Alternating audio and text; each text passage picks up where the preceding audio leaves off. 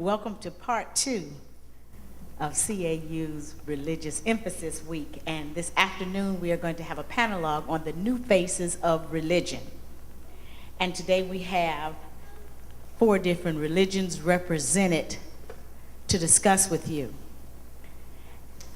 I'd like to introduce the first person, Elanaja Jamil, who is of the Islamic faith, Rastafarian. And we have Renal Desir, who is of the Islamic faith. We have Dr. Tapati, who is Hindu. And we have Father Edward Branch, who is a chaplain at the ABC Catholic Center. On today, our format will be that we're going to ask each participant to speak 5 to 7 minutes on their particular faith. After that time, we will open it up for questions, answers, comments, and dialogue. So we would like to begin first to my left.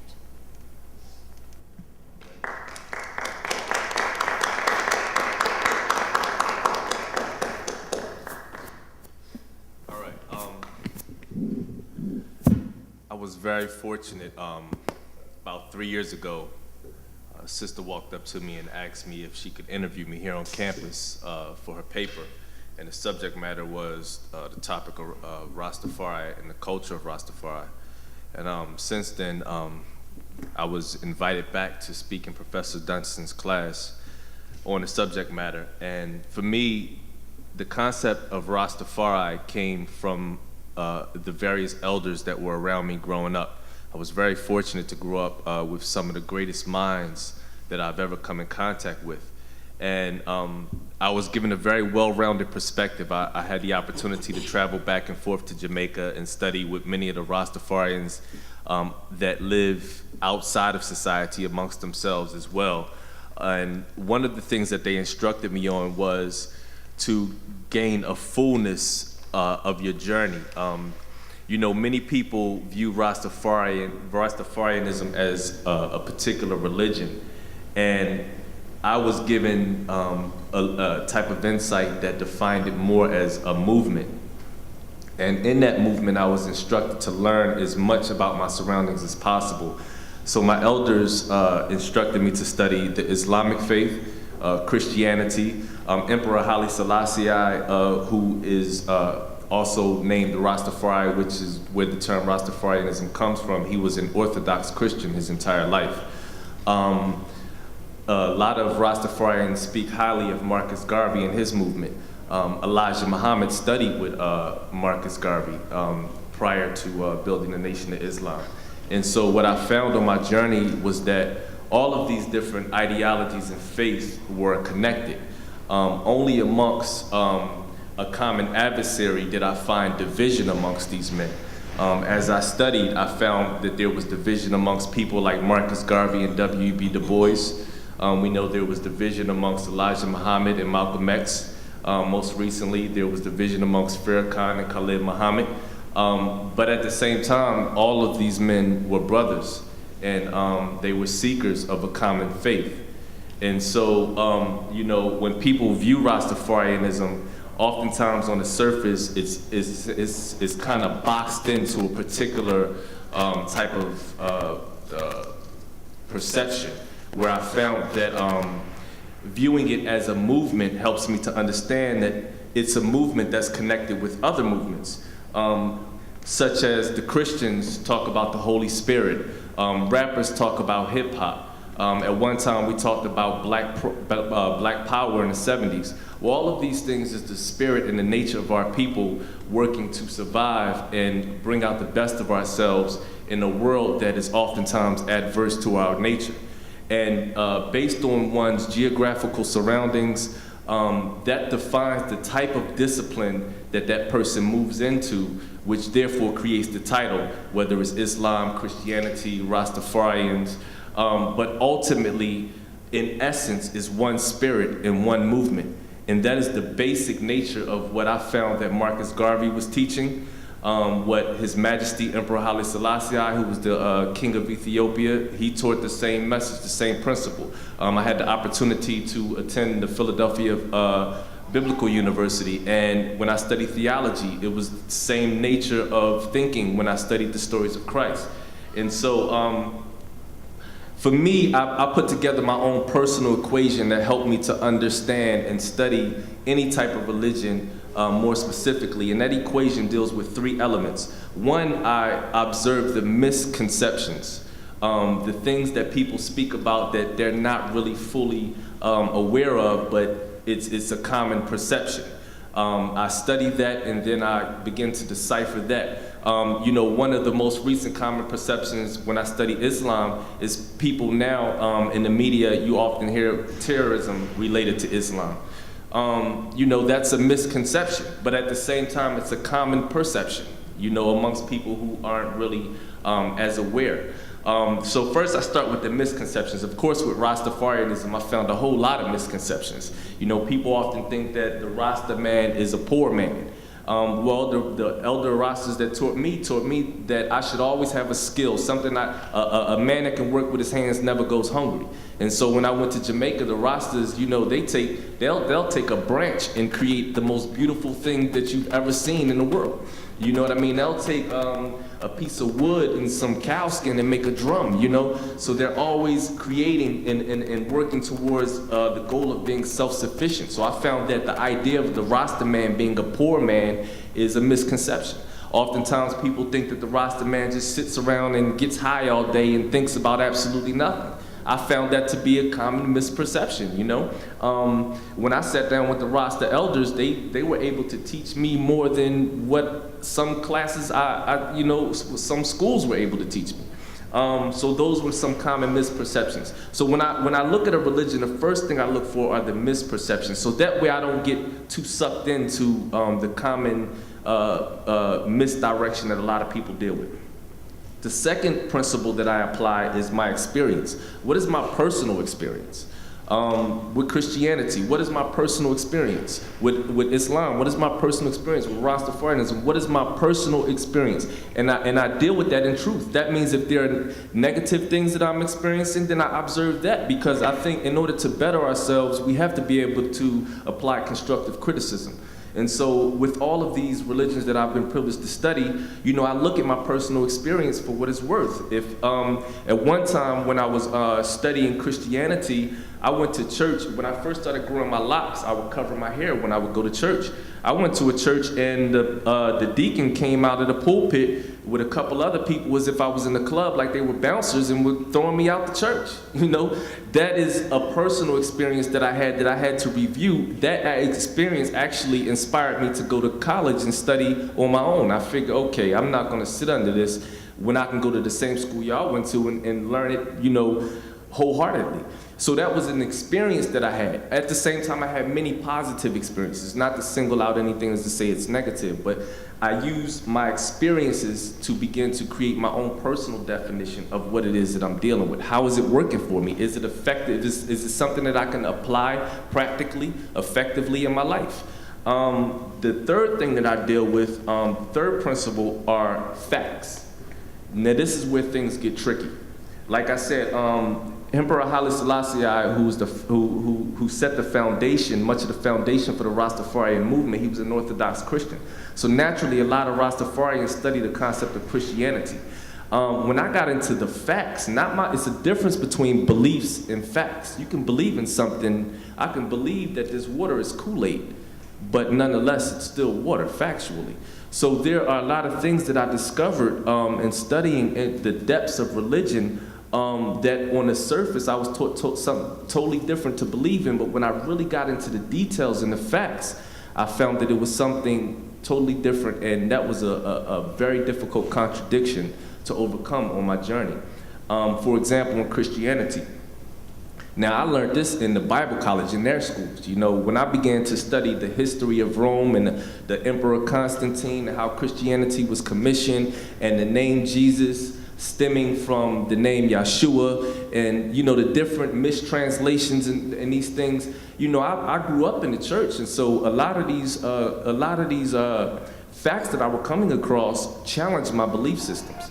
But nonetheless, in order to gain a full, I was taught in Sunday school by a woman in Sunday school. She said, no matter what, always lean towards the truth. No matter what the struggle is, always guide yourself towards the truth, even if it contradicts what you've been taught to believe in. Naturally, it was very difficult to accept certain facts, but at the same time, facts are facts. I had the opportunity to go to the pyramids and study in the pyramids, and there I found that a lot of things that I were taught on a 6,000-year timeline existed long before the story of Christ existed, long before Christianity was ever even thought of. You know, these are the type of facts that really had me scratching my head for a moment.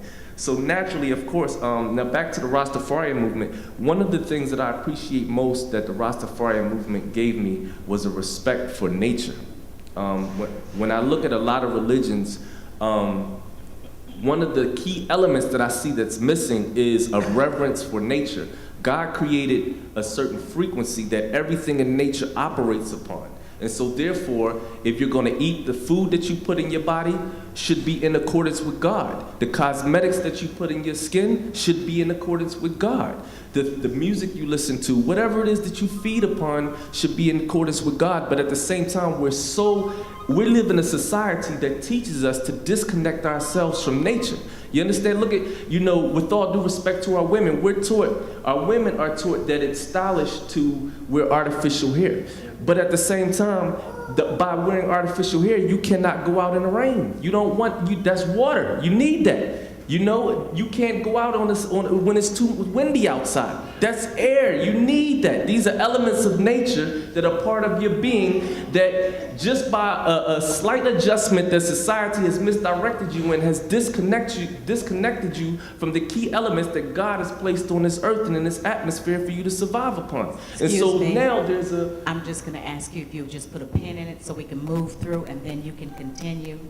No problem. So just to conclude, in Rastafari, one of the greatest things that I've gained was a respect and a reverence for nature and God's creations. That was the particular point that I was making, so.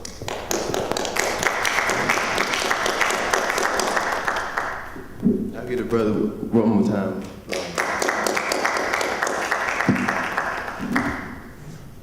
Bismillah Rahman Rahim, in the name of Allah, the Beneficent, the Merciful, all praise is due to Allah. We're very thankful for Allah and His messengers. We're thankful for Abraham, thankful for Moses, which we call Musa. We're thankful for his Torah, thankful for his messengers also. We also thankful for Yeshua, Esau, in the English language y'all call it Jesus, in his Gospels, in his apostles. And we're very thankful for Muhammad in the Quran. We believe that... Excuse me one more time. Can you just lean in a little bit closer? Closer? Yes, ma'am. A little lower. No, I don't need the mic to get louder. Can you hear me now? Yes, sir, all praise. And we're very thankful for God intervening with the black people in America that we call the hillsides, the mystery Babylon that's written in Revelations. We believe that Master Farad Muhammad, who God came into as a man, that spoke and taught a Georgia-born man by the name of Elijah Muhammad. He only had 4th grade education, most like our men today that we have today that does not finish the white man education. We either locked up in jail, we either dropped out of school, but we know that the slave master does not send us a pastor or preacher or messenger. God himself has to teach us. And we're thankful for him choosing Elijah Muhammad and teaching him for 3.5 years. And then Master Farad Muhammad had to leave so Elijah Muhammad could finish the work. And I say to it in the Arabic language, Assalamu alaikum, which only means peace be upon you. Now, I want to break down as my name is Renard Desir, the last name Desir is Haitian, of course. We was ruled by France, so I really do not go by that name. I just received my X, so I go by the name of Renard X. And the reason why we say X is because X, which we identify as, or Desir is a slave name, or a slave master that ruled us, as far as Jackson, Cox, fishermen. This is the name that the slave master gave us. And the Bible even said, Yeshua said, if my people could humble and be waiting for, I mean, that's not exactly the word they said, but called by his name, then we can reach out to him. So in order for us to be free, we have to make sure that we stay away from the slave master name and also the slave master mentality.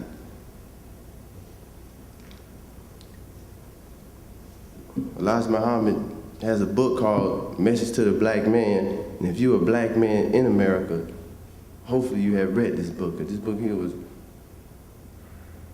was written a couple of years back. I think the year's not in there. And it actually breaks down everything about the Nation of Islam.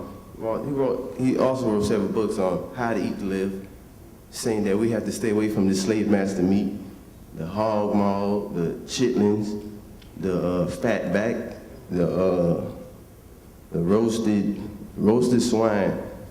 Because even in the Bible also, the New Testament and the Old Testament says that we have to stay away from this meat.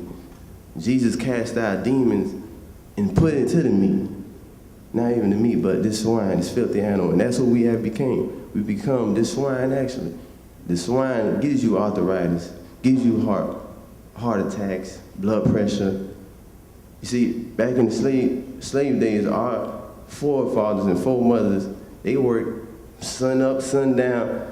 They ain't had no heart attack. They was working. Now we can't even live past 50 years old. Nate Dogg just died, I think, I don't know how old he was, 51 years old from some kind of stroke. Bernie Mac just died from age 50. We can't even reach past 80 years old. Elijah Muhammad in this book, How to Eat to Live, teaches us that we can live past 100 years old. And the Bible is written saying that the people live up to 600 years old, 700 years old. And he gives us dietary laws to how to eat at least one time a day. And sometimes he tells you how to eat every other day. Of course, it's kind of hard for you to take that, eating one time a day or eating every other day, because we're so used to eating, the stomach is crying like a little baby, but just like a baby, you have to discipline your stomach, you have to discipline your mind, because your mind is the strongest part of your body. And he also wrote a book of Fall of America. And if you cannot see this, that America is falling down, if you just reveal the veil upon your faces, that America is falling down, the economy is going down. In Islam, we do not preach religion. We practice Islam. And Islam is spelled I-S-L-A-M. And just like history is spelled history, but you could also break it down as his story. So Islam, we can break it down as, if you put the H in front of the is, which is his lamb, put the B in the back, is his lamb, which in the Bible, in Matthew, verse 25, where God said when he comes, he's gonna separate two people. The goat on the left side, on the right side, the sheep. And we believe that we are God's sheep, the lost sheep that's been scattered all over the nation. And by me growing up in West Palm Beach, Florida, the bottom of the belly of the beast, where we learn bad habits, smoking cigarettes, gotta have a gun in our hand, denigrating our women, calling the B word, trying to be pimps and players and everything else. But when I came to Atlanta, Clarke University, with that kind of mentality, I've been studying the nation about a year and a half, so I'm still a baby in Islam. But of course, we all are baby in God's word also. But after I met a man that was, call him my griot. He's a mentor, 63 years old, retired, and he taught me, broke down the basics, and basically had to change me up. You hear me? I mean, there's a Lent going on for the Christian holiday, and I have some Christian roommates, so I practice Lent also. That's why he called me Chris Long, because yes sir, I mean, my mom grew up in the Christian family, and she's still a Christian, of course. So, and I thank her for that, and I thank the church also for raising me up, teaching me, putting me in the choir, singing, of course, and teaching me the Bible. And I thank her every day for that. So, by me studying Islam, I lost a lot of my friends because they want me to still be drunk with them. They want me to get high with them. They want me to go out to the club. But once God get in you, you feel nowhere but God. So, thank you. We're going to hear from you shortly. Now we'll hear from Dr. Tapati.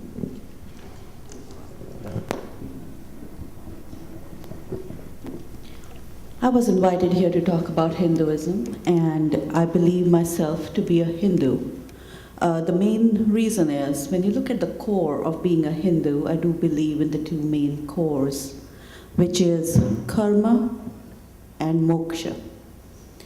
Karma refers to actions, and according to Hinduism, we must perform actions without thinking about the rewards or the consequences. The reason being, we will bear the fruit at some point in life automatically.